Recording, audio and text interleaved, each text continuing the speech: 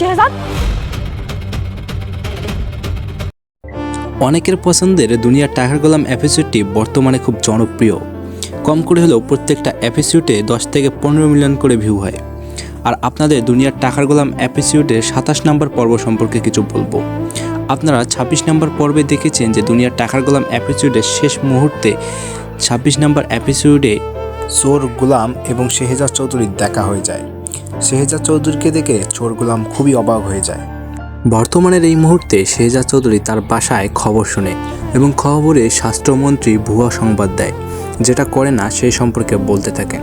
স্বাস্থ্যমন্ত্রীর এই ভুয়া সংবাদে শেহজাদ খুব রাগান্বিত হয় এবং শেহজাদ রেগে গরম হয়ে যায়। মন্ত্রীর এই ভুয়া খবর শুনে শেহজাদ চৌধুরী রেগে ফেটে যায়।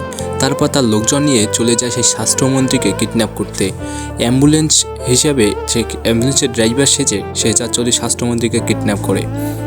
শেহজাদ স্বাস্থ্যমন্ত্রীকে হসপিটালে না নিয়ে গিয়ে তার গ্রামে নিয়ে যায় এবং গ্রামের একটা হসপিটালে তাকে রাখে।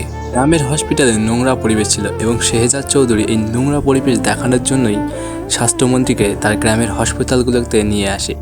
কারণ তিনি বড় বড় কথা বলেন ঠিকই, কিন্তু কাজ করেন খুবই কম। তারপর শেহজাদ চৌধুরী তার আসল রূপ দেখায়। এদিকে স্বাস্থ্যমন্ত্রী খুবই ভয় পায়।